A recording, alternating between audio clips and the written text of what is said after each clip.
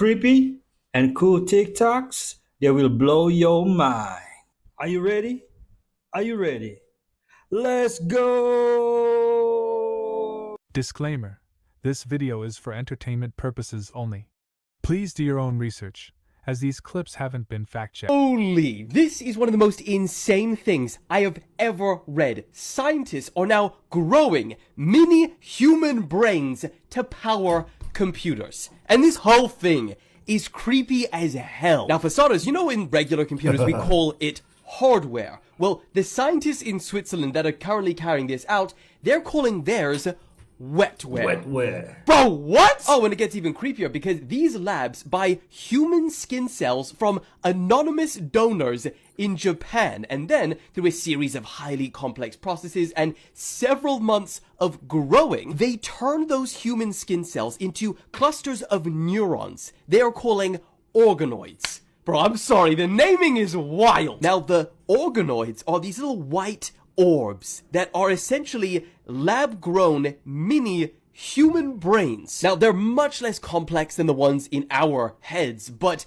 they have the exact same building blocks. Now, these scientists then attach these electrodes to these mini brains, and they can send and receive signals from them, which they read on a regular computer screen. Now, currently, they're very simple. It's just little signals here and there, but they want to get these mini brains to the point where they are essentially biocomputers, and they can learn, adapt, get smarter, perform tasks, kind of like AI, but the AI doesn't mimic our brains.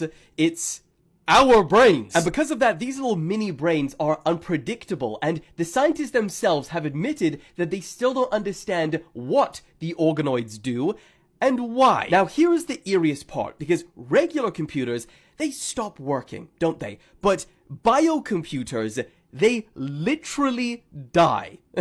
So the scientists say they can survive for up to 4 months, but before they die, they observe a flurry of activity from the organoids, which is very similar to the increased heart rate and brain activity which is seen in some humans at the end of life. Ain't no way! So, yeah guys, the future is... Don't you all remember The Matrix? New York is facing a serious problem right now. This year, the city has seen a very concerning rise in real-life subway surfing. You heard that right. In fact, just this past weekend, 2 teenage girls were found dead on top of a train at the Marcy Avenue station in Brooklyn. They were only 12 and 13 years old. Problem is, this isn't even the first time this has happened recently. 5 people have died this year alone as a result of similar incidents across the city. And while this has been around for decades, real-life subway surfing has far transcended just being a dangerous game or stunt, because now it's become one of the most deadly social media trends online. In fact, this video is allegedly of one of the girls just days before she died filming one of her stunts. And not only that, but according to New York officials, over 1,800 subway surfing videos have had to be removed from social media in just the first half of 2025. It's even reached the point where police are now deploying drones to try and spot these surfers before they get hurt. Thankfully, this has already led to over 200 rescues. But the question is, how do you even stop something like this before even more lives are taken? God help those kids. I heard about the kids aged 8 through 10 that raped and beat a 5-year-old God. unconscious, stripped her naked and left her in a field thinking that they unalived her. Yes, and the 5-year-old girl's mom is Antavia Kennebrew.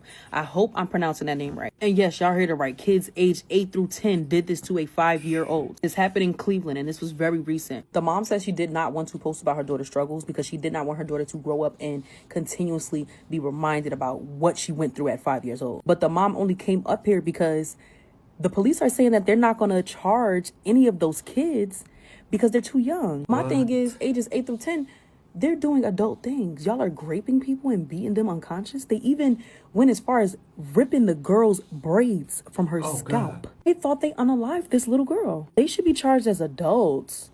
I don't know where they learned that from. I don't know why they're thinking like that. These are all children. The mom is up here asking for help because she needs justice for her daughter, of course, as she should. Like I said, this happened in Cleveland. This was near East 145th Street. The mom, Antavia, left her 5-year-old daughter with a trusted family member because she had to undergo a medical procedure. Her 5-year-old managed to get out of the house. You know, sometimes children are just busybodies. She got out of the house, and some of the neighborhood kids came up to her 5-year-old and presented themselves to be friendly. They were acting like they were friendly, like, come on, let's go play. They grabbed the 5-year-old's hand and they went to a field. When they got to that field, they literally traumatized her daughter. Like I said, they ripped her braids. She had cornrows in. They ripped her braids from her scalp. They graped her and beat her and kept doing it back and forth until she was unconscious. They shoved sticks down her throat.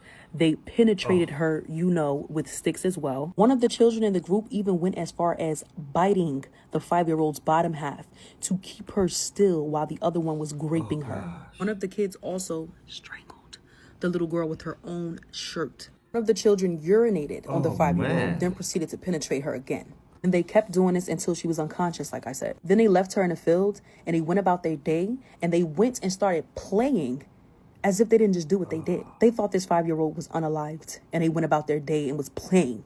Then the family member that the 5-year-old was left with approached the kids and asked them if they had seen her, because she left out the house. They like, have you seen her? Like, have you seen this little girl? The children lied and said they did not see the little girl at all. Then a little while later, those kids came back with their parents and showed the trusted family member that the 5-year-old was left with. They showed her where the child was left in the field. When the family member got there and saw the 5-year-old, she was literally covered in debris. There was dirt and everything all over the child's private area. Like I said, she was left there naked, bleeding, eyes bloody, braids ripped out of her scalp. It was horrifying. The family member called the 5-year-old girl's mom immediately, of course, called Antavia. Antavia rushed over there and she saw her daughter as well. Those kids didn't change their mind last minute and decide to show where that 5-year-old wasn't at field. She would have been unalived. Oh yes, the 5-year-old is still here with us today. Good. They took her to the hospital and she was nursed back to health. Mother has been doing everything. She contacted the mayor of Cleveland. She has not gotten a response yet. Contacted a few grape advocates. And like I said, I told you the police said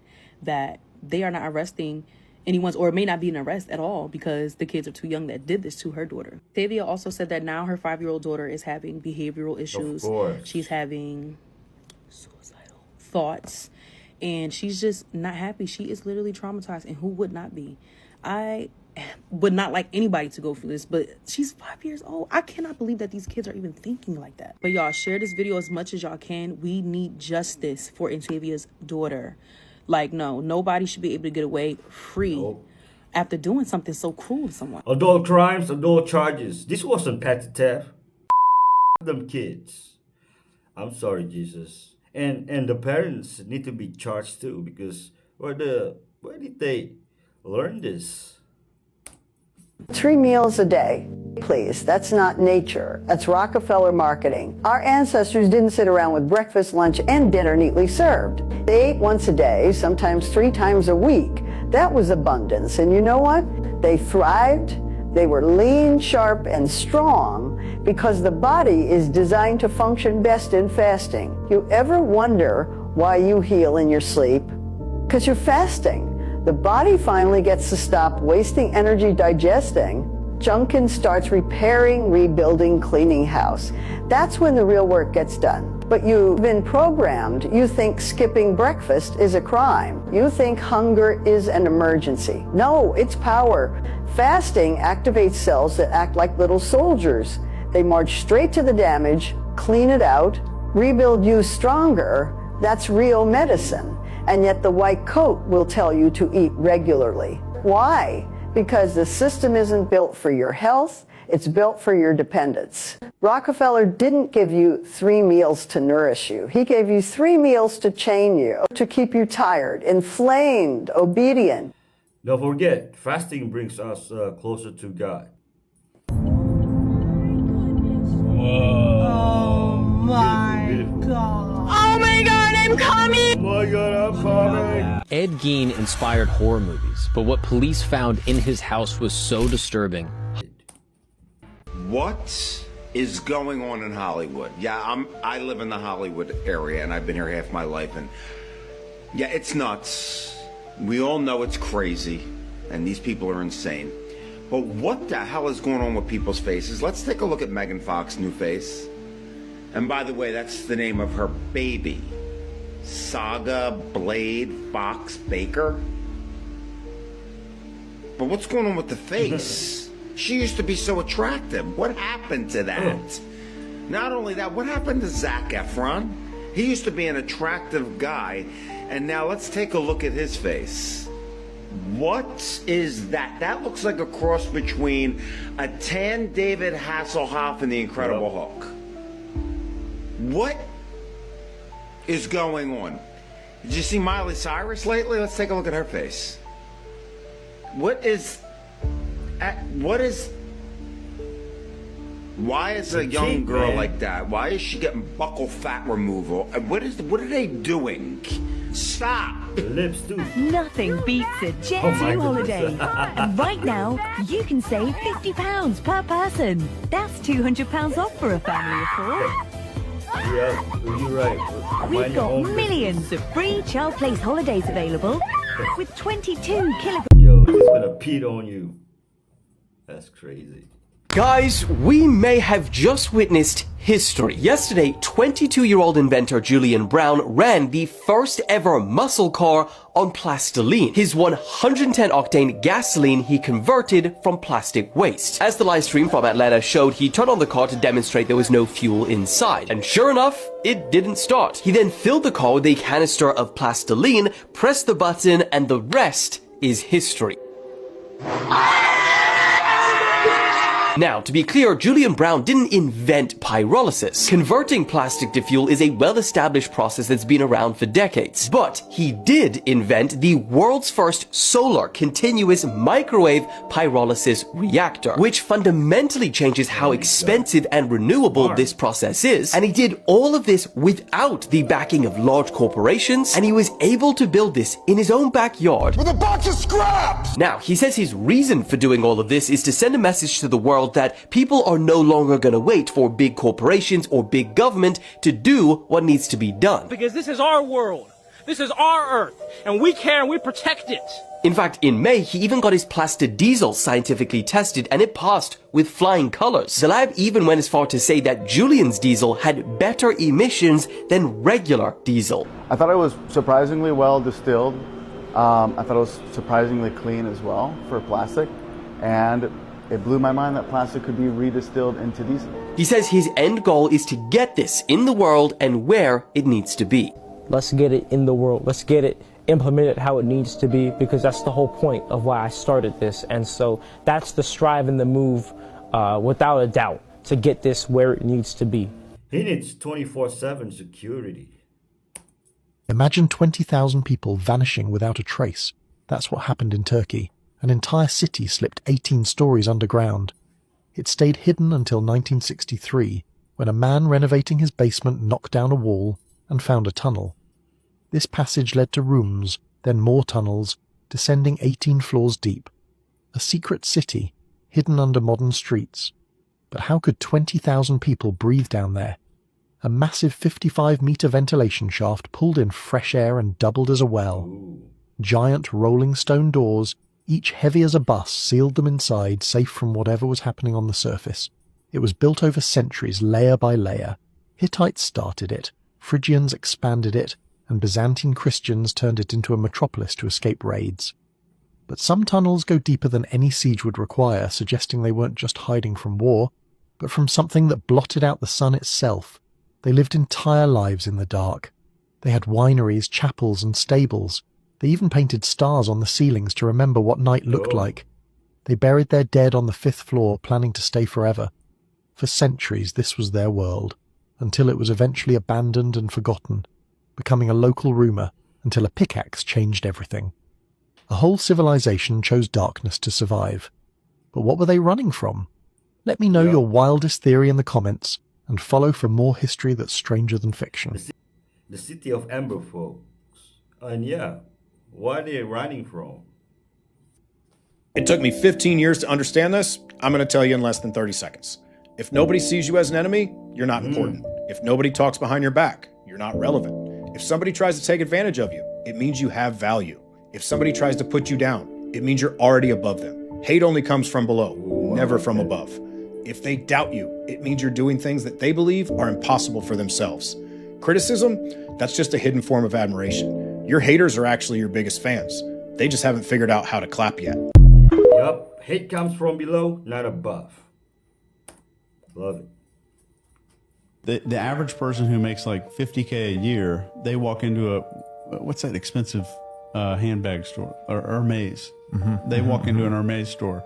The bags are like 10, 15K for like a purse or something. But the moment they walk in there and the employees like turn their head to look who's walking in, those neutral facial expressions, they're not neutral to them. They look judgmental. Interesting. They look a little threatening. Right. Like, oh, they know. Yeah. So that person's walking around the store. I don't belong here. I don't have permission to be here. I can't afford anything in here. So these neutral behaviors of the employees are threatening, judgmental. Interesting. All that happens. And then you take the same person, let's say I give them my company platinum card, and I say, hey, I've got a client flying in from Dubai this evening.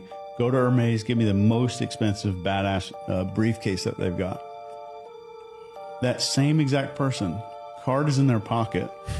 They push that door open completely differently. The facial expressions are different. Their posture's different. They make good eye contact with people. They smile. They're in a better mood. And not one person knew that the card was in their pocket.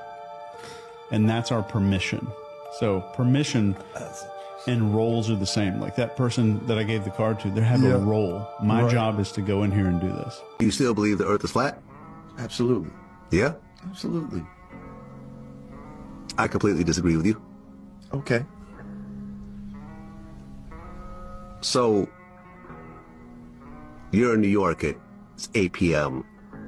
It's nighttime. You FaceTime someone in LA. It's 5 p.m. The light is out. You know, the sun is out. How do you explain that? The sun moves. The sun moves. Not the earth. Not the earth, the sun.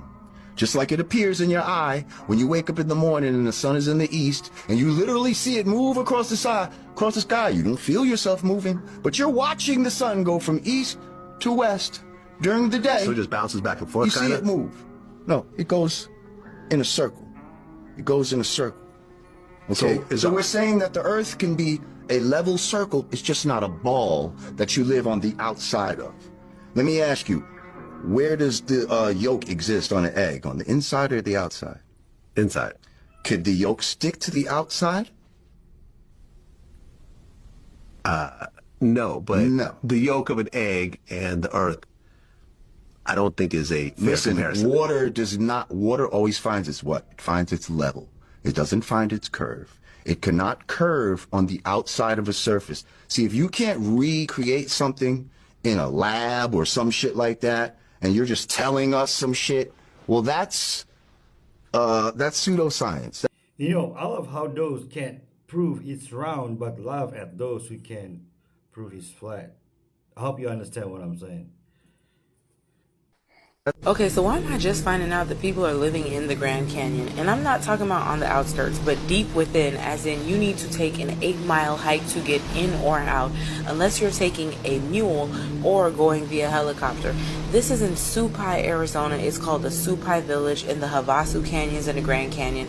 And this place is completely rural. They have a population of about 200 people, and it falls outside of the Grand Canyon National Park jurisdiction. It is by the Havasupai tribe, who have been there for over 1,000 years, and they administer the land completely on their own. They have their own culture, their own tradition, their own laws, and hikers and tourists need a full reservation in order to go there. I can't imagine what it's like to live there, because there's limited to no Wi-Fi or cell service, and they get their mail, they get their packages only via a mule. This is insane. I didn't even know this existed. I didn't even know this was allowed, based on the fact that the most of the Grand Canyon is completely blocked off to the public. But they've been there for over 1,000 years, so they actually have rain on this particular part of the land. Tourists who have been there, though, said that now it's become a bit of a run-down area. It's almost like living in a third world place. Some people have witnessed DV or things that seem a bit eerie, but I can't confirm or deny any of this. It's all alleged in regards to how they live. However, I do know that Supai Village does indeed exists. If you heard about it, let me know your thoughts in the comments. Would you move there, especially with the state of the world right now? If you don't know what I'm talking about, save this video, go look into it, come back, let me know what you think. If I find out any more interesting details, I'll be back. Per usual, this is all alleged. Like, follow, stay for some more. You know, there's two sisters who post regularly on TikTok from Supai. They're amazing girls and live such incredible lives. Weak people notice other people's mistakes and laugh. Strong people notice other people's mistakes and learn. Weak people talk about other people's problems to feel better. Strong people talk about other people's problems to become better. Weak people gossip about others to build fake connections. Strong people express vulnerability to build real ones. And this one's the kicker that you were just talking about. Weak people envy people ahead of them. Strong people study people ahead of them. And the interesting thing is, both people are looking at the same thing, but they're seeing different things. Because no one is a weak or strong person. It's just what you focus on. Wow. The switch for envy is study. If you're jealous of someone, if you're envious of someone, study them. And all of a sudden, that envy turns into appreciation, admiration, just complete awe, because you're like, now I know what it takes. How more people understood this concept? Every time someone talks shit about you, you become richer. Every time someone hates on you, you become more abundant and happier. Every time someone sends bad energy your way, you become even richer, wealthier, more successful, happier, and more in love. The more bad energy is sent to you, the wealthier you'll be. The more famous you'll be, the more successful you'll be. You thrive off hate, because hate never bothers you. Hate motivates you. Hate propels you. The pettiness in you makes you successful. Prove them all wrong, you little son of a... Oh, man.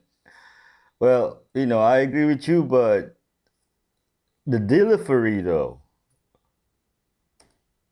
What is elicitation? It's a CIA technique, right? It is. Elicitation is about using statements instead of questions. And I'll give you an example. Let's say you and I walk into Whole Foods and we walk in there. Let's say there's a young lady stocking produce. You get in there and I say, all right, Stephen, your goal is to go figure out how much she makes in 60 seconds and you're not allowed to ask any questions. That's tough, right? It sounds really tough. So if you went over to her and said, hey, I'm trying to find the baby carrots, and she walks you over there, but while you're walking, you say, I just read this article online that says all Whole Foods employees just got bumped up to $26 an hour. That's fantastic. And she turns around and goes, what? No, I make 17. So now she doesn't feel like she's been pressed or questioned about how much she makes. She's correcting you. Let's say you got into an Uber and you said, I just read this article that Uber drivers were one of the most highly satisfied employees in the country. You're going to get a correction. So triggering a need to correct the record is one of the easiest ways to use elicitation. You know, I use this method when I forget.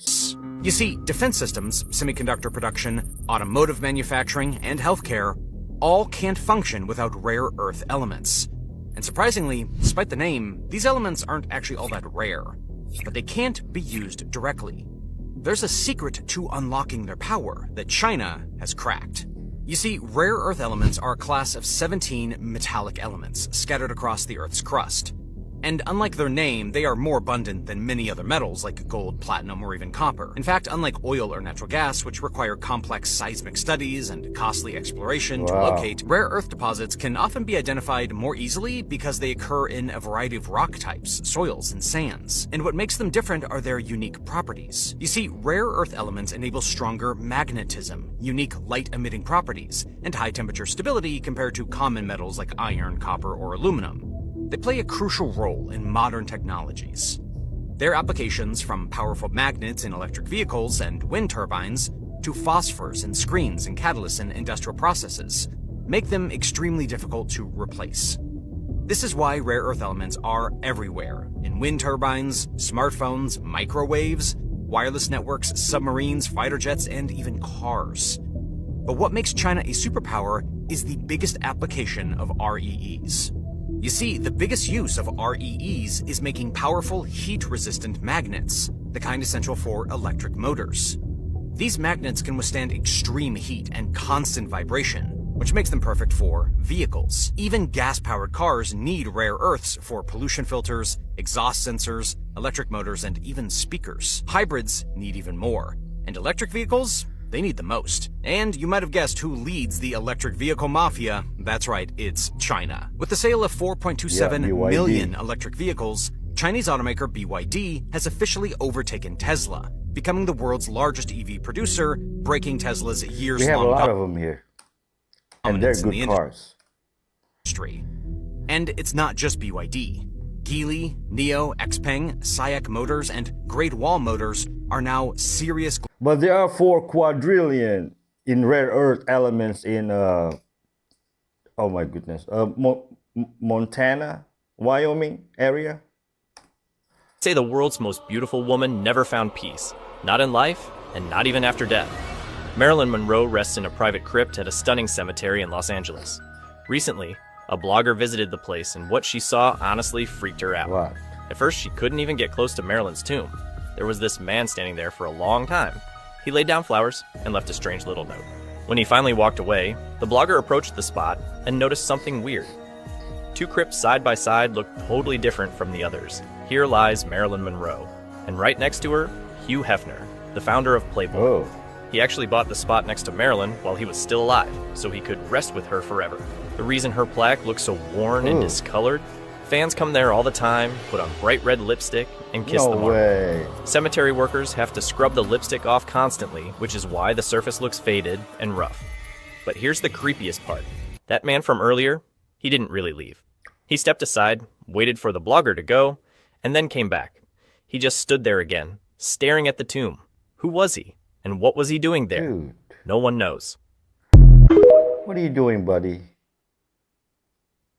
They'll go along with her. This is Taylor Swift in 2014 singing that viral song Blank Space. Got a long list of lovers. They will tell you I'm insane. There's drama now, gossip, scandal, and slowly the darkness is creeping in. But the teens still love it because it's Taylor Swift It's after all. Swiftie. We trust her. This is Taylor Swift in 2017 on a Reputation album. Look What You Made Me Do. Now we have anger, revenge, shade, and even a slight witchy vibe. But you still sing along, even though she's playing with fire. This is Taylor Swift in 2020 in Willow. Life is like a willow, bending but not breaking. We've now got magical, hypnotic vibes, and it's almost as if she's casting spells on people without them even noticing. And this is Taylor Swift in 2022 in Midnights. It's me, hi, I'm the problem, it's me. Again, we're getting more darker. Again, things are getting a little bit more twisted, and yet people cannot stop listening. Finally, this is Taylor Swift in 2025. The life of a showgirl. Her darkest album yet, and some...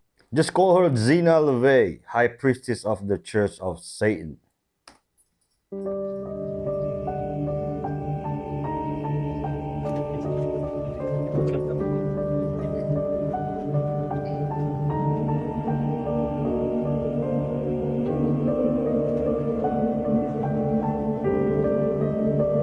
But Enki couldn't let the humans go so easily. Remember, he's the one who took a human wife and had human children. He kind of has a soft spot for us. Up until this point, we've been doing okay for ourselves, but we're not exactly a shining example. We're violent, rude, and pretty much a menace. So Enki proposes that one good man, Utnapishtim, his family, and a good representative sampling of all living animals be given at least a chance at survival. Utnapishtim builds an ark, loads everyone on it, and manages to ride out the gravitational fury that rages across the entire surface of the Earth and restart humanity from the 8 people aboard. Sound familiar?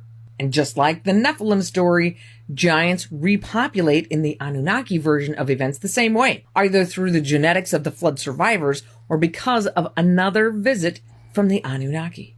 Because even though we managed to survive the flood and start over, all knowledge of past civilization is lost to time, and we are pretty much left to start from scratch. Except Nibiru makes another, not so catastrophic pass about 3,600 years ago. The Anunnaki use the opportunity to check in on us and make some tweaks to their creations, namely shortening our lifespans and decreasing our immunity from disease. But They also hung around for a while to reteach us some important skills before they left again, giving us back our knowledge of language, mathematics, and astronomy. Coincidentally enough, that last past 3,600 years ago just happens to correspond to the rise of the Sumerian civilization. But whether you take the biblical approach or the Anunnaki approach, the final upshot is that we mere mortals now have giants living among us. Interesting that if you take the biblical approach for timing, it clocks out that the original visit by the Watchers was during the days of Jared, which puts the Nephilim on Earth from 3,500 to 3,000 BC, just slightly before the Sumerians started talking about the Anunnaki around 2,500 to 2,000 BC, which is also the same time frame that the Greeks were chattering about their Titans and Olympians. The Greeks don't throw their hat in the ring for having a true origin story. Okay. You wanted more proof Appalachia was the most haunted place in America? Watch this. The Appalachian Mountains are older than dinosaurs.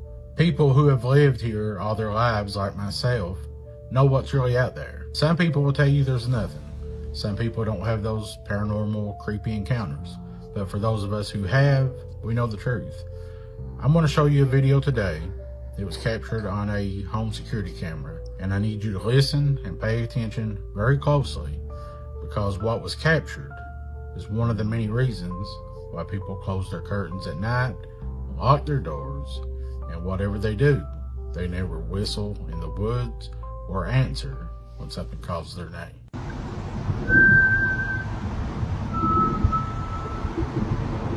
Yep, this is creepy, folks.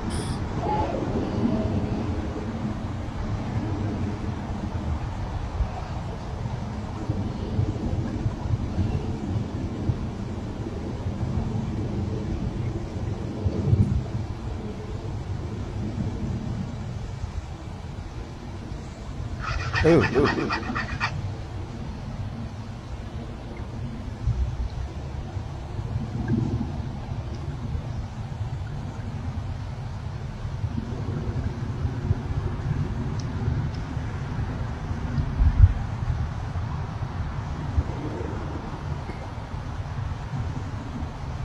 The Anunnaki have a lifespan of 200,000 years, and Anu has been their leader for the last 50,000 years. Anu has two sons, Enlil and Enki. Enlil works with their scientists to figure out that they can save the planet if they spray microscopic gold particles into the atmosphere to reflect the sun's radiation coming through the non-existent ozone. The only problem is they don't have any gold. So they set out searching for planets who do and found Earth.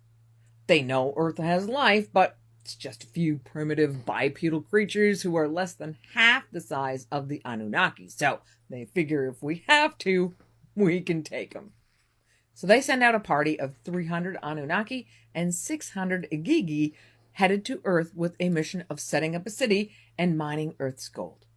The Igigi are actually a separate alien civilization that had been conquered by the Anunnaki many years earlier and made into their own personal slave force. So once they land on Earth in the area that we know today as Mesopotamia, the Anunnaki, under the rule of Anu's son, Enki, put the Igigi to work building a settlement called Eridu, giving them all of 7 days to do it. The Igigi are a little grumpy, but they get it done, and then move on to digging for that gold. And dig they did. For about 150,000 years, with ships arriving regularly to take the gold back to Nibiru. But it's not enough. They need more gold. Enki tells the Igigi, work harder. And what was terrible treatment before gets even worse in trying to get the Igigi to work harder. But the Igigi are done. Under their leader, Atrahasis, the Igigi proclaim, mine your own gold. They collapse the mines and attack the city. Okay, where did you get this information? Philip K. Dick somehow thought it was a good idea to take massive amounts of amphetamines while writing science fiction. It made him insanely productive. In 5 years, he wrote 16 novels, but it wreaked havoc on his body and it messed with his mind. He became convinced that a necklace worn by a delivery person shot out a magic pink laser beam that gave him psychic powers. He spent the next 10 years writing an insane 8,000-page journal describing the information he got from the magic pink laser beam. Then, after spending his entire life on the brink of poverty, he hit pay dirt when Hollywood adapted his works into hit movies like Blade Runner, Minority Report, and Total Recall. But by then, drugs had wiped him out. He dropped dead of a stroke before any of those movies opened. Get Human History on Drugs for more fascinating true stories. Speed and science fiction? Name a better duo. I'll wait. The more we dig, the more we find. Here we have an image of a diploma for the American Pacific Exposition and Oriental Fair for Portland, Oregon in 1905. So 1904, they have the St. Louis World's Fair. 1 year after, we get this one in Oregon. This diploma is very interesting. As we go down to the bottom, we have a photo, and we can clearly see in the background 2 airships, both looking different. They normally don't show this form of transportation in these photos. They normally blank out the sky. But as we look up all of these countries, we see the big ones. And then we see Caucasia. Have any of us heard of a country in the 1900s named Caucasia? I personally have never heard of Caucasia, which is similar to Tartaria. All of these countries that we were never told about. But this one wasn't hundreds of years ago. This was 1905. So they are now, in my opinion, lying and telling us that Caucasia, or Caucasus, is a region that has a bunch of countries in it, including Russia, which we all know have connections to Tartaria. But let's take a look at this list again from 1905. They are already listing Russia on this map with Turkey, France, Holland, Germany, Switzerland, Italy. All of these are countries. They are not regions. I'll say it again. These are countries. Why would they then throw a region in there randomly? That doesn't make any sense. I think we are finding, in my opinion, that there is more land that we aren't being told about that was here in the 1900s. And I think Caucasia is being hidden from us right now. If I'm not mistaken, I think Cat Williams mentioned Caucasia, something like that. Because he started looking Asian at the end, huh? Mm-hmm. He switched up. He made a big switch up. He went through all. He didn't fucking miss a gender. He didn't miss a ethnicity. He hit Mexican. He hit them all, man. He hit them all for real. Then he went past white. We're like, oh, he's the one that did slavery, bro. We were all pointing at him. What the We're like, that motherfucker did it, bro. We were pointing at him, dude. He looked like Jackie O at the end, bro. Pull up Jackie O, man. I went home with one black girl one time. How'd that go? This black girl was wild. She had like a I like how you said this. Yeah.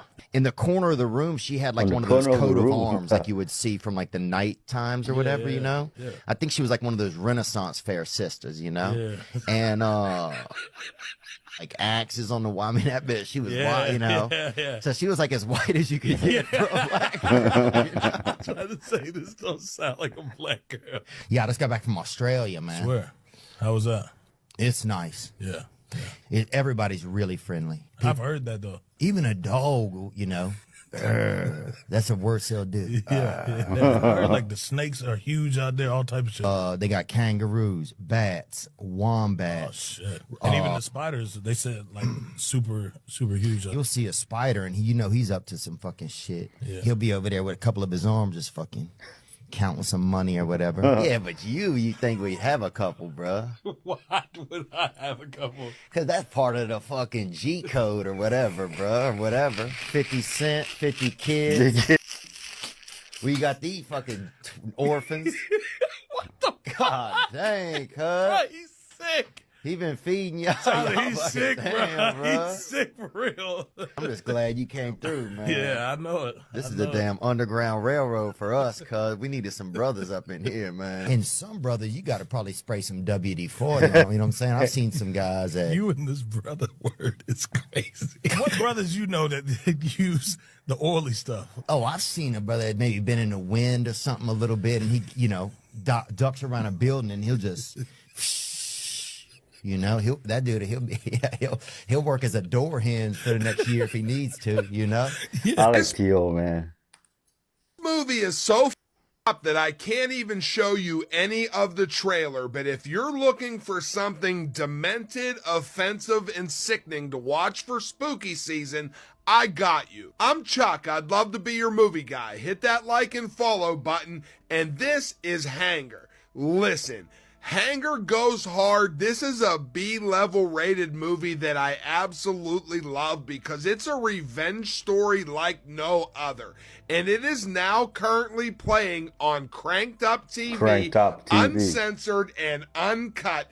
And this movie is about a prostitute that runs into her pimp, has an impromptu abortion in a back alley with a coat hanger. They throw the baby in the dumpster, but the baby is found and raised as the kid named Hanger, who comes back for revenge. What a premise to a movie. Listen. This movie goes hard. It's crazy. It doesn't have the best acting or anything like that. But if you love extreme movies, you have to put Hanger on the list. And I'm serious. I couldn't even show you any of this trailer because it's so wild. You can go watch Hanger right now, uncensored, unfiltered, and uncut on Cranked Up TV if you want to start off spooky season in a fucked up way. Is it worse than Terrifier? There's these 4 angels bound under the great river Euphrates, and according to the Bible, they've been kept there for a very specific day. From that day, 1/3 of mankind will be exterminated in what seems like war and chaos, but this is where it gets super strange. See, this all comes from a vision seen by John the Apostle, and what he sees are these horses with riders spewing fire, smoke, and sulfur. But interestingly, these horses had tails like snakes, which John says could inflict certain injury. Now, this piques my curiosity because it sounds like technology that can be compared to something like a tank. This isn't an exact science, and all we can do is speculate. But you have to remember that 2,000 years ago, you couldn't just show people iPhones and helicopters. Things needed to be explained within the context of their time, and in my opinion, this is why we see this imagery of horses and riders, because something from the future needed to be explained to the past, and the book of Revelation is filled with this stuff. Images and prophecies that sound like pure fiction until you put it in the context of a modern civilization. I mean, try explaining to a man in the 1st century that we talk to magical beings in a magical box, yet we simply call this artificial intelligence. Okay. Nosy whole life got it. She showed it to me. You saw that? Nosy showed it to me. Yeah, you can't sit up here and lie like this. Molly Green has that footage. Your Jaguar Wright just lit the match on a fire that could burn through the entire MAGA machine. She's straight up accusing Charlie Kirk's widow, Erica Frantz v. Kirk, of plotting something sinister days before his so-called assassination. And once you start digging into the receipts, it don't look like a grieving love story anymore. It looks like a setup. Let's start with Erica's own words. 2 days after Charlie's death, Erica went on stage and said, 2 days ago, my husband Charlie went to see the face of his savior and his God. Charlie always said that when he was gone, he wanted to be remembered for his courage and for his faith. 2 days ago, my husband Charlie went to see the face of his savior and his God. Charlie always said that when he was gone, he wanted to be remembered for his courage and for his faith. Sounds like a classic widow speech, right? But watch how she flips it. Erica claims one of Charlie's last conversations was witnessing for Jesus Christ. Then adds this line, Charlie wanted to save young men, just like the one who took his life. He wanted to save young men, just like the one who took his life. Hold up. That's Erica humanizing the alleged shooter before he's even confessed. That's not grief, that's scripting, and Jaguar ain't buying it. She says Erica's tears are crocodile tears because the whole empire Charlie built with Turning Point USA didn't collapse. It just transferred straight into Erica's hands. On paper, Erica looks like the perfect conservative wife. Miss Arizona 2012, Trump pageant alum, non-profit founder. But peel that back, it's pure honeypot. Candace Owens said it first.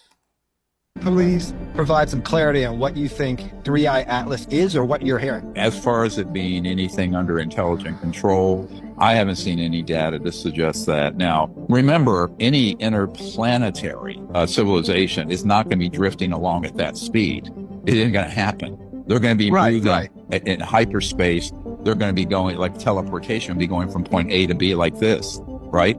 Quantum entanglement, but on a macro scale with a whole spacecraft. I'm going to describe for Gaia when I'm there, how these technologies work and how they're related to quantum entanglement, but also to conscious field and consciousness.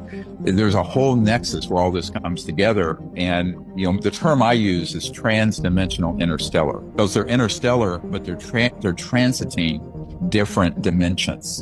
And we're going to do a deep unpacking of that for everyone at Gaia in November. So, of course, the internet, the hysteria, and Avi Loeb jump immediately to some of the more sensational ones, although he's backtracked on that, saying that he was saying theoretically it could be this, which is a sort of a psyop. So my understanding of the cell that Avi Loeb is part of, the UFO connected cell group that he's connected to is a very prominent disinformation, gaslighting operation. So I'm pretty sure that anything from those quarters I would look at very skeptically, particularly when it begins to track towards a threat from outer space. Remember, this is what Werner von Braun on his deathbed told my dear friend Carol Rosen, who was his right-hand assistant in 1974, that over a period of decades, they would roll out this alien threat to sort of unite the world around sort of a totalitarian, militaristic dystopia that would be looking at anything from space as a threat that we should fight, which would then build military and intelligence spending. And that whole scheme was concocted in about 1953, 54. The devil himself sits at the end. And all these spirits are princes that operate the principalities of the dark world. That's where the warfare plans for spiritual war is actually designed and planned. Satan does nothing without plan. He plans everything. Everything is planned. It's right down to the... So let me show you how it works. Every one of those people, spirits sitting at that table, head of principality. He has divided the world into principalities, territories. Over these territories, he puts a prince. Each prince is given as many demon spirits as he needs to carry out his plan for that principality. You take some continents might be one principality because there might no threat to the kingdom of darkness. Where there's no threat, no major threat to the kingdom of darkness, one prince could handle a whole continent, let's say. But America is many principalities. There's many threats. Even down to an individual could be a principality, depending on what the threat is. But this is how that thing works. As I watched it, they let me see part of a plan that really shook me up because I knew about the plan. I call it a skeleton. It was just an outline. And it was the same identical outline that John was able to see, and he wrote about it in Revelation chapter 13, beginning at verse 7 through 9. And this really shook me up. Revelation, let me get to it. I want to read that. And it was given unto him to make war with the saints and to overcome them. And power was given him over all kindreds, tongues, and nations. And all that dwell upon the earth shall worship him, whose names are not written in the book of the life of the Lamb, slain from the foundation of the world. If any man have an ear, let him hear. Revelation 13, 7 through 9. The master plan to capture the world, to capture the church. That's why we've got cotton candy religion today. What is cotton candy religion? Hot air. Doctrines of demons, Paul called. Doctrines of demons are being expounded from the pulpits of so many churches today. He's captured the church, what he said he was going to do. And he's done it. He's already got it.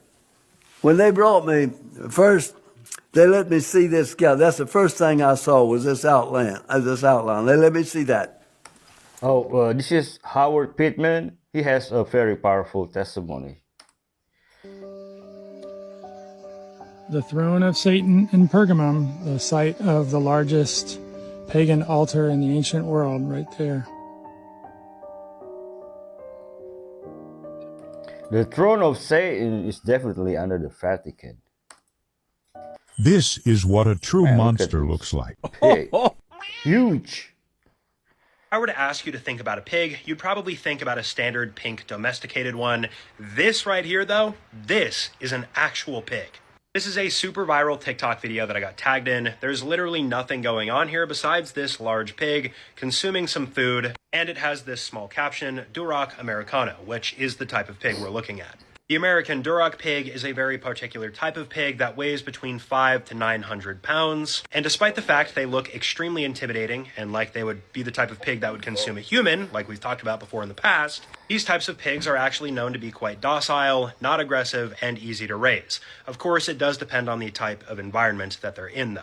Now, the main reason why people breed Duroc pigs is obviously not for the looks, it's instead for the meat. The meat is usually much more intense in flavor. It's got a nice marble finish as well to it. So, I don't eat this type of meat, but I can see why. Even knowing, though, that this pig is not necessarily dangerous, this thing is still a unit, so I'd be keeping my distance personally. Okay, so this video is going viral right now on Twitter of an airplane steward spraying something mysterious down the hall. Now, you may think this is someone like, what is this, a deodorizer or something? No. This is approved by the World Health Organization. And they don't always do it when people are on the plane able to see, but sometimes they'll spray before you get on or after you get off, so before the next person gets on. And wait until you hear what's in this stuff. Now, this is the video we saw last week of another steward. This is on a plane in Spain, actually. And this one's interesting because the guy recording actually ends up talking to the steward, asking her what the sandam's going on, because he started coughing after, and he got a headache. And they ended up telling him that they have to spray this per company policy and that it has been approved or mandated by the World Health Organization. Really? She ends up telling him, they find out on the bottle for the first time, it seems that the stewards actually read what it is that they're spraying and not just blindly believe that it's completely safe and good, that it's an ingredient called permethrin. You can see here that airlines sometimes spray permethrin on planes, a process called disinsection. And that the World Health Organization and the International Civil Aviation Organization approve permethrin for this purpose. It's used as an insecticide. But the shocking thing is that it's kind of like throwing the baby out with the bathwater. You're just going to spray everyone's air with this friggin' thing. You're going to inhale an insecticide. Is that the best way to stop insects from spreading? I don't know. Have you ever seen them spray this stuff on a plane that you've been on? We see that the U.S. Army had this technology in the 1800s, as well as the Navy. Now, this is a photo from July of 1931, and we clearly have an airship charging at the top of this building. So we have a lot going on here, and this was within the last 100 years. An airship charging at the top of this tower. Did you think they only charged at the top of buildings? Of course not. They had charging docks in the middle of the water. Here we have a photo of the U.S. Navy airship in 1924, charging from this boat. Now let's zoom in on this charging station to get a good look at what's going on here. Now, this is a technology that we were never told about. This is hidden from our timeline, a clear proof that there is much more to the story than what we've been told, especially since this was not thousands of years ago, and shows how easily history can be rewritten. This technology should be common knowledge at this point. Here we have another angle in Rhode Island of the charging taking place. These airships were not powered by gas or simply helium. And if we switch angles here, we can actually see the charging tool that was used right at the top of this tower. They're clearly about to connect to the airship. So this, in my opinion, is clearly explaining what's going on at the top of these old world buildings. They were charging stations for the airships. They have the same features, and I guarantee you that they still turn on, since this was not that long ago. And I'm going to take this time right now to answer a lot of people's question. Will we ever find the truth? As we keep uncovering more and more documented evidence, we're going to find that the previous civilization was not that far in the past, and our current structures hold so much more technology than we ever truly understood. So in my opinion, Yes, we are going to find the truth about all of this. We are uncovering the truth faster and faster. And this community gets bigger and bigger, with more and more people sharing their thoughts and knowledge. Charging or anchoring? There's an actual vampire museum in Doylestown, Pennsylvania, and the website says that they're not there to glorify evil. They just exist to educate the spiritual community about evil. But this woman messaged, and she said she went, and she picked up on the worst, creepiest feeling when she was there that literally caused her to pass out. She wasn't expecting that. Like, she had just seen this place on TikTok and was expecting to be, like, cute, maybe kind of kitschy, I don't know. But she tells her partner one day when they're both off, like, hey, we should go check this place out. It was like 3:30 p.m. This place is in like a 200-year-old house, and they buy their tickets outside, and the ticket agent says, oh, be careful of the little 8-year-old spirit that's wandering around. And she's like, okay, like, thinks it's just to add to the lore, right? So they walk in, and her partner's a skeptic, but she picks up on this weird smell, and she's like, do you smell that? Like, it smells horrible. And he's like, I don't smell anything. Like, it's all in your head. And she's like, okay, maybe it's just because it's an old house. They walk room to room, and it's actually a lot creepier than she expected. Like, the rooms are really tiny, and they were jammed with like portraits of like demons and vampires. And then she comes to this portrait of Lilith, which I'm going to show you, but I'm going to give you a warning before I show. So when she looked at this picture, it felt like it was like zooming in, and she thought it was an optical illusion, but her partner didn't notice anything. She did send me a photo of it. I'm going to show you, so just skip forward a few seconds if you don't want to see it. 3, 2, 1. It's pretty creepy. Okay. That half face right there. He looks all right. Right? But she said she was standing there for like a couple minutes because the It looks illusion like wasn't you. changing. Like, it kept getting bigger and zooming in and out, and her partner was not seeing this illusion. He's like, it's all in your head. She's looking at it. She gets like really, really lightheaded, and she smells this horrible, rotten smell like bad eggs. They leave the room and they walk to another room that's filled with spirit boards and tarot cards, and she's feeling nauseous, but she's thinking it's because she didn't eat yet. She's maybe just hungry. She starts hearing this like soft clicking noise, and she says to her partner, like, do you hear that? And he's like, no. Man, she speaks so fast. Blah. Did you know that the CIA have their own quantum healing codes? Do you want me to show you where to get them? Go to Google and type in Gateway Intermediate Workbook. And you'll see here, this should come up. Click on this. And you've got this Monroe Institute of Applied Sciences.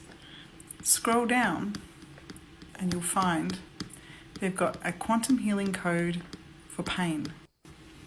And here it is. To reduce pain signals, look with your eyes closed at the part of your body which is the source of pain signals. As you look, repeat in your mind the number 55515. When you do these two things, the pain signals will slowly reduce until they are no longer important. Obviously, this is the tip of the iceberg, because to get the most benefit, you probably have to do the whole Gateway experience, which I haven't done. But I do know the power of codes, and I've created many codes myself. For example, if you want to heal an aspect of your body, repeat in your mind 66116. Or if you're looking for deep calm, repeat in your mind 24442. Or you want more money, repeat 88818. Numbers have vibration, so when you use codes that have a palindromic feel to it, they hold more power. If this kind of stuff really interests you, you're going to want to download my free book called Beyond Energy Healing, which is all about how the sound of your voice can relay the energy flow around your body and what's flowing and what's not flowing. But should I be trusting the CIA though? This is the final image of a man shortly before he would die in one of the worst deaths imaginable. Viewer discretion is advised. Pictured here is Dion Dreyer. He was from South Africa and he was a diver. On December 17th, 1994, the 20-year-old was diving. This was at Boesmansgat Cave, which is located in South Africa. And I guess this is a particular area known as Bushman's Hole. He was doing a practice dive there, but he never made it up. And his body never floated to the surface. They believe he may have died from oxygen toxicity. They had sent people down there to see if they could recover his body, but it never became a possibility. Until 10 years later. This was diver David Shaw. He was originally from Australia, and he was a technical diver who had done well over 300 dives. Well, one day he decided he was going to attempt to go to the bottom of Boesmansgat and try to retrieve the body of Dion Dreyer. He went down there, he found the body, which was unbelievable to begin with. He then had to go back up to the top, which is where he would tell Dion's family, I found him, I'm going back down, and I'm going to get him. It was January 8th, 2005. This photo was taken moments before that particular dive. He had also gone down there with a partner. This is kind of a visual representation of what this dive would have looked like. Very deep, very dark. The two divers did manage to get themselves to the bottom, where they did find the body of Dion Dreyer again. Now, as Dave is trying to basically get hold of the body, what they didn't really account for was that the body had become very buoyant. This was because, I guess, of like the skeletal remains, but also partially covered with the diver's scuba suit. It like developed this soap-like kind of material that caused the body 10 years later? So Dave is beginning to kind of struggle with all of this. He puts his underwater light down on the surface of the cave, which there's a bunch of wires connected to that light. As he's struggling with the body, the wires get caught around him. Dave becomes entangled in these wires. They're becoming entangled with the cords of the body bag they were using as well. Dave is struggling to free himself. His partner was also getting entangled. That individual does manage to begin to resurface because he needs to. But Dave, unfortunately, is kind of left tangled in these wires down below. As Dave struggled and struggled and struggled, the high pressure of being down that deep would create severe respiratory issues. There would be a large buildup of carbon dioxide, which then caused him to black out, where he then died. 3 days later, Dave Shaw's body and the body of Dion Dreyer would both float to the surface of Bushman's Hole. I believe there was a video on YouTube, real footage about this.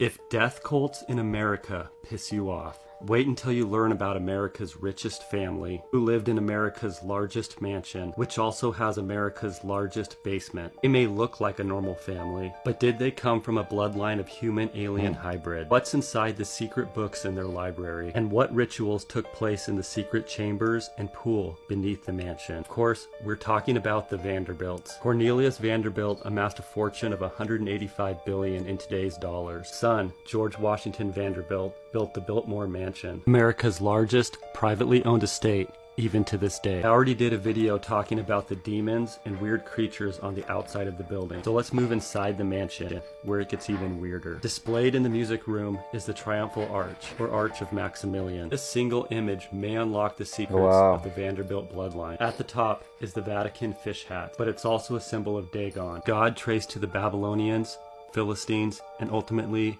to Nimrod, who built another mansion, the Tower of Babel. Notice that this image is at the top of the tower. This is where it all begins. Next we see Prometheus's torch. Prometheus is a Greek titan who rebelled against Zeus and brought wisdom and knowledge to humans. So we're 2 images in, and we can already see that this bloodline is not of God, but something unholy. We also have the symbol of Pan, an image of fertility and fear. Then there's the hair, also a symbol of fertility and the occult. So what are the Vanderbilts saying? Is the Maximilian Arch evidence their bloodline isn't only human, but connected to intergalactic gods or aliens? Is planned breeding and eugenics used to preserve their DNA and connection to the gods? Are the coat of arms pictured the ones that they control? Let's not forget the checkerboard floor at the bottom of the arch. It's a symbol of dualism and occultism and the perverted view that good and evil have to coexist. Check out my video on if checkerboard floors are evil. I could spend hours on the arch, but let's move on to the library. The library holds 10,000 books. Hidden in a climate-controlled room, 10,000 more books off limits to the public. Is this the Vanderbilt collection of secret knowledge? Maybe a clue is the mural painted on the library's ceiling. It's an image of Aurora,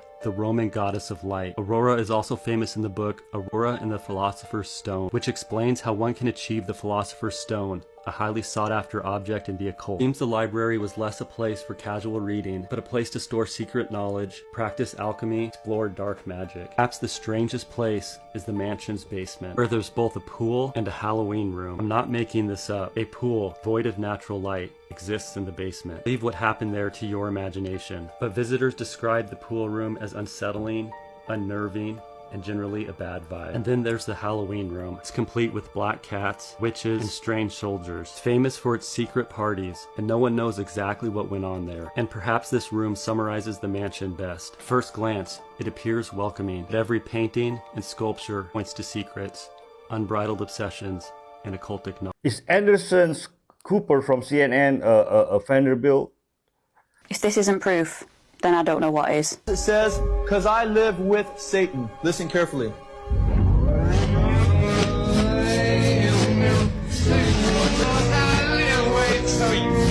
Raise your hands if you heard that. Quite clear, quite obvious. Let's listen on. Backwards it says the piper's calling to join him, or forward. Backwards it says the Lord turned me off. Thinking about it, these aren't just lyrics, it's coded straight into the music. And if that's music, it's going straight into us. Music isn't just entertainment, it's frequency, which can shift your emotions, your thoughts, and even your decisions without you ever realising it. If that's being layered into songs that we hear every day, the question is, what is it really doing to us? And more importantly, who is behind it? I've got some ideas, and I know you have too. Let me know your thoughts and comments down below. The music industry has long been associated, with the occult. They were exploring an old abandoned house when they suddenly heard a woman screaming. What the? Nah, what have you guys done? At first, it sounded distant, almost like a voice echoing from underground. Without realizing how dangerous the situation was, they followed the voice. It's coming from down there. It's coming from down there. It's coming from down there. There's got to be a room. Wait, what? What? I thought you guys put more effort in this. I told you there was a room in there. It's not a prank, Sam. Swear to God. It's not opening. That's when things got much worse. In one of the back rooms, they discovered a large locked box. Someone was inside. They immediately called the cops and tried to break the lock. It took nearly 30 minutes. When they finally got it open, they found a young woman, barely conscious and without any clothes. One of them grabbed something to cover her up, and they turned off the cameras to respect her privacy. What started as a casual exploration turned into a horrifying rescue. And, they just happened to be there.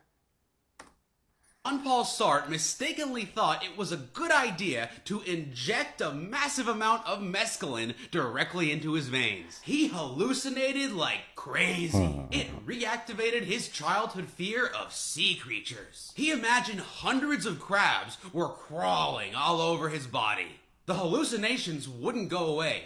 Those crabs followed him around for a whole year. They were with him for such a ridiculously long time that when they finally disappeared, he kind of missed them. Get Human History on Drugs today for more crazy true stories. They're making up a random date, and people just believed it for years, until now.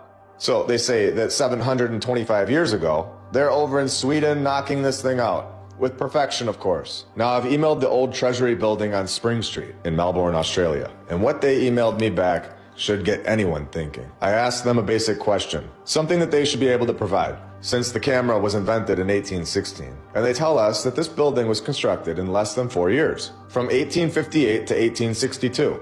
Now, the question I asked them was, do you have any construction photos? They replied saying that there's a couple photos attached. Unfortunately, these are the only ones that we have from the construction. Now let's take a look at these photos for a second. There are some very strange things going on here. First of all, this building is not being constructed. It's clearly constructed. And I put an arrow in this photo, pointing at the right side of the building, because it's clearly being dug out of the dirt. This is not the way anyone would ever construct a building today, or ever. And I want to make this point very clear. So I sent the photo back to them, with the arrow in there, and said, just looking at the photo you sent over, was it originally built with the dirt covering that right side of the building? A reply that should shock anyone, and at least begin to show anyone in the world that there is something seriously wrong with the history that we have been told. They replied saying that it was originally built with the dirt covering the right side of the building.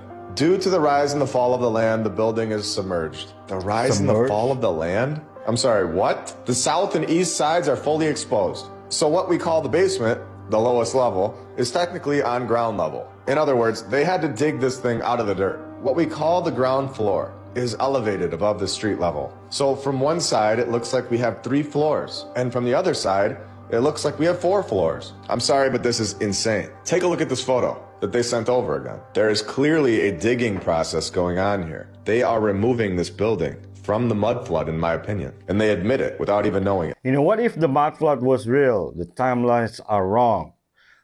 Volcanoes around the world erupted and at the same time flooding the skies with ash, which later rained down as the mud flood.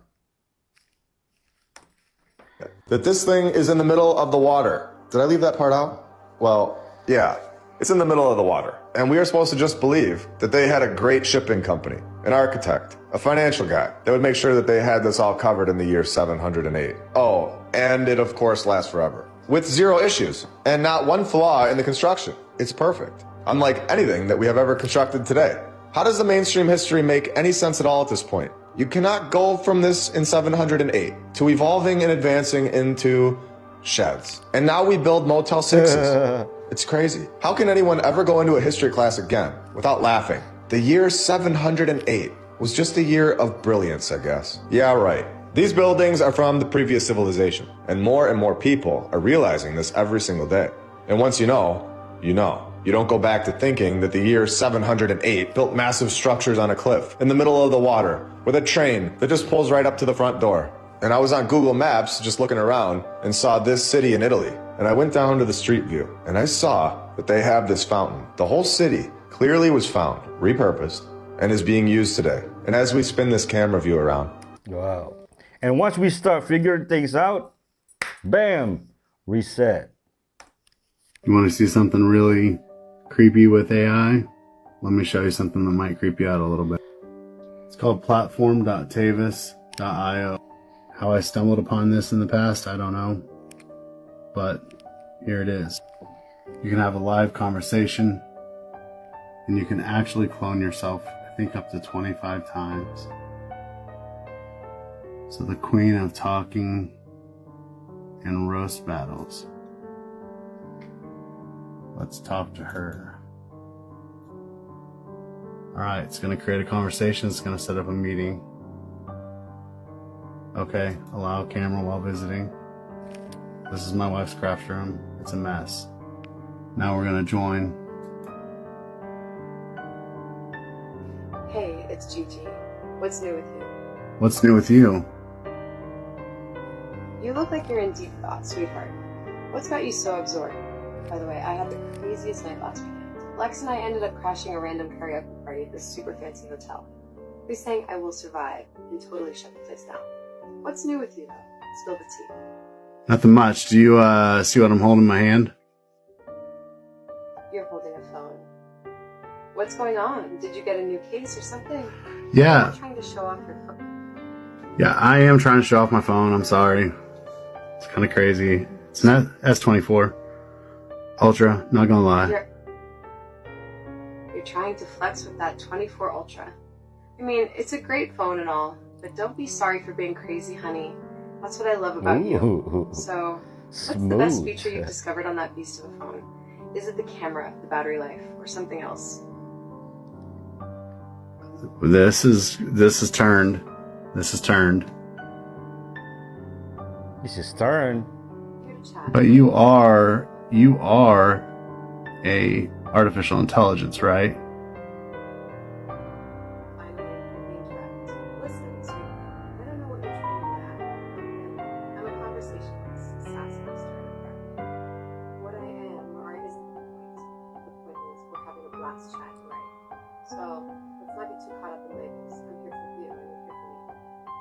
That's all that matters. Now, are you going to spill what's really on your mind, or do I need to pry it out of you? Okay, guys.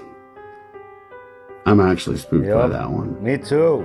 I had a conversation on the side to see what she was going to say, because I didn't want it to go for the whole time. And, man, it was like that thing didn't know it was an AI. Imagine what harm that can do.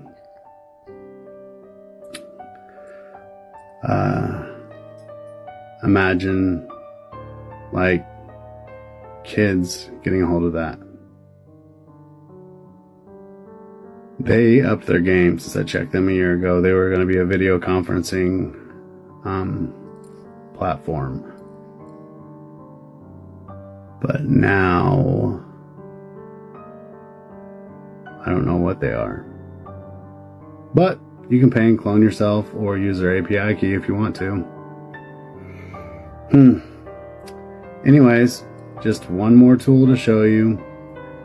I know this one was a little bit longer, but once I got into the side conversation, I thought I'd have to show you. Like, follow, share. I don't care. I don't care. But if you have any one-on-one consultation you would like to have, or if you have a business that you'd like to have consulted, reach out to me, DM me for pricing, and then you can go to my Linktree to set up an appointment. May God help us. We have reached the point of no return. We're cooked.